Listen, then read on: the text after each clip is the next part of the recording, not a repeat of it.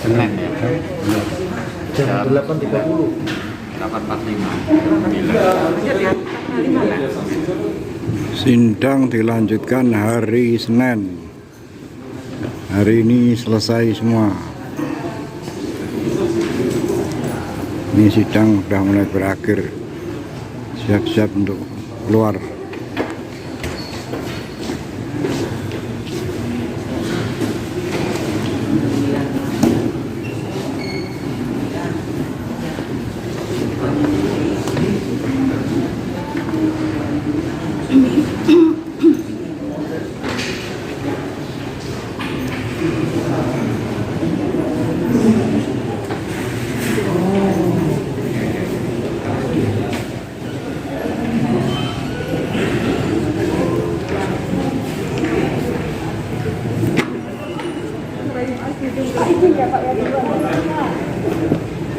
Kita ngerayu Pak Sidung.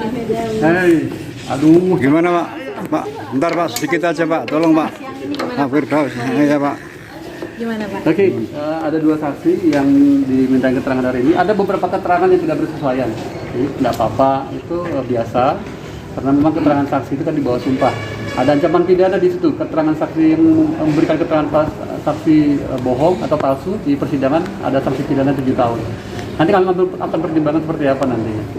Berarti tadi bisa diartikan dia bohong atau gimana? Enggak, kami belum bisa ada keterangan saksi yang tidak bersesuaian saja. Masih tidak bersesuaian dengan apa? Ada beberapa keterangan. Ada beberapa keterangan saksi yang sebelumnya kita minta itu saja. Nggak bersesuaian dengan korban atau gimana maksudnya? Ya, ada beberapa keterangan saksi yang sudah kita minta keterangan. Jadi buat beberapa keterangan yang tidak bersesuaian itu saja. Apa ada bukti-bukti baru? Tidak. Yang tidak bersesuaian itu dengan keterangan saksi yang lain? Ya, dengan keterangan saksi yang lain. Oh gitu. Kan saksi-saksi lain ada 11 yang sudah kita minta keterangan. Ini ada beberapa keterangan yang tidak bersesuaian. Itu saja. Nanti kita pastikan nanti seperti apa. Dua ini hubungannya keluarga atau apa Pak? Saksi ya, kapasitas sebagai saksi ya. Ini kan masih saksi JPU kan? Iya. Oke Pak, tadi kenapa kok memutar rekaman audio ulang? Kemarin kan sudah diputar, hari ini diputar lagi Pak. Diperlihatkan kepada saksi yang memastikan bahwa video itu dia tahu terkait video itu. Audio atau video yang diputar oleh jaksa? Kalau yang kedua saksi yang ini video ya, video. Untuk memastikan lagi keterangannya betul ini. Oke. Terima kasih. Terima kasih ya.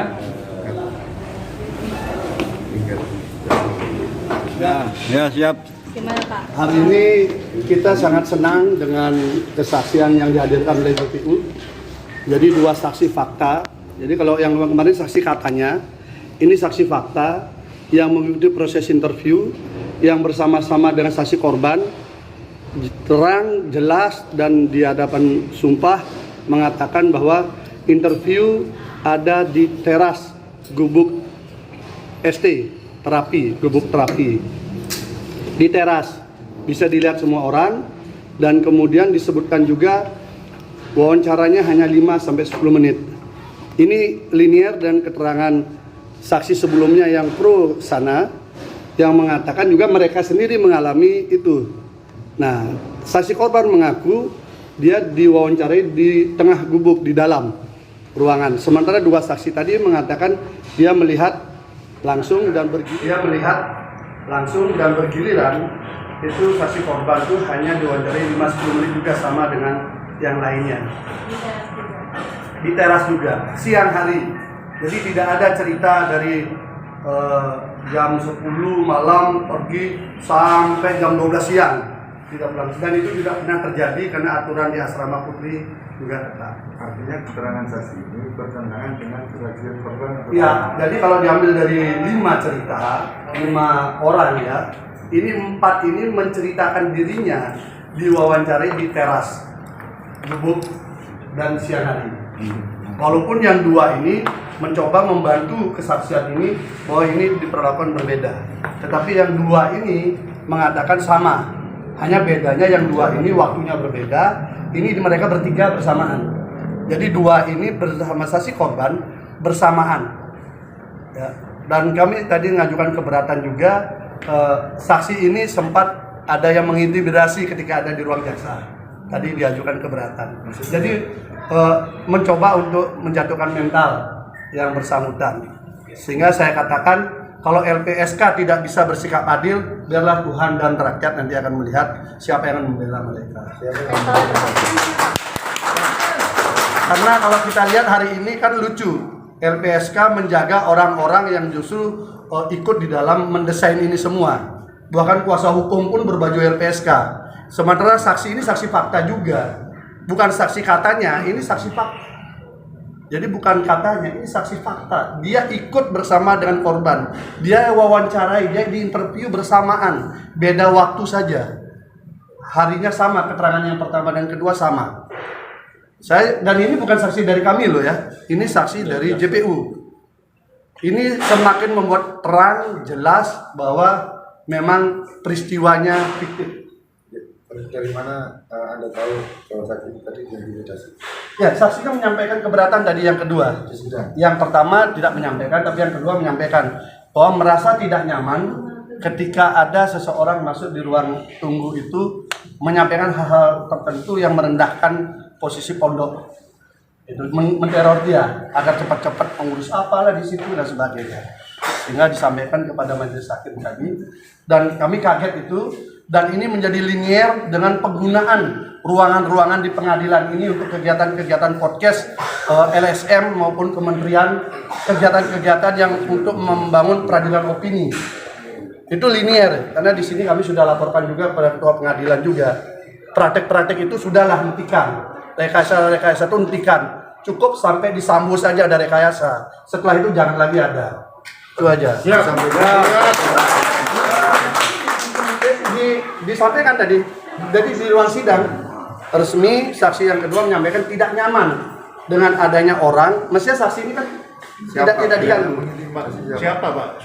Yang paling tahu kan karena itu ada di ruangan jaksa yang paling tahu siapa yang boleh masuk di sana. Kami nggak tahu. Lihat aja. Kalau intimidasi itu sendiri dilakukan berkala atau sekali Nggak, saja? baru ini muncul. Kan baru saksi fakta kan baru ini. Saksi yang lain kan saksi cerita katanya. Yang dihadirkan pakai baju LPSK segala itu mayoritas cerita katanya dari korban. Kalau ini dia melihat korban langsung diwawancarai. Pak, berarti kalau ada dewan jaksa berarti kemungkinan orang. Silakan aja siapa yang bermain.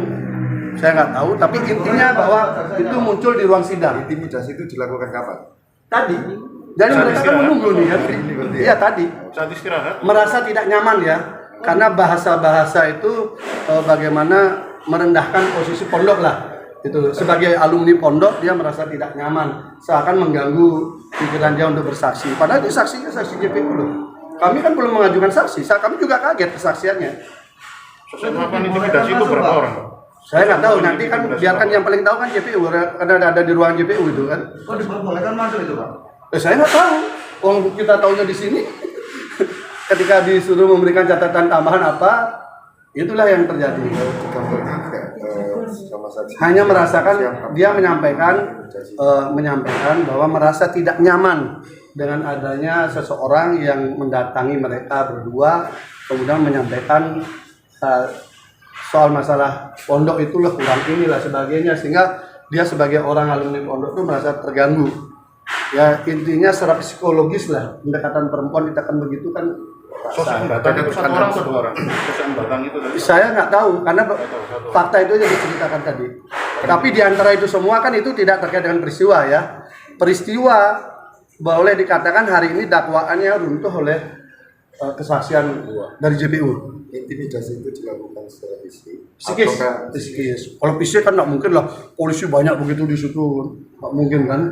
Tapi psikis, bahasa bagi perempuan kan kata-kata lebih tajam kan daripada silet. Pak menegaskan aja keterangan dari dua saksi yang beda ini berarti beda dengan keterangan dari saksi korban ya yang pernah Beda dari saksi korban, tetapi dia hampir sama dengan dua saksi yang disebutkan, dua perempuan itu yang disebutkan juga di interview.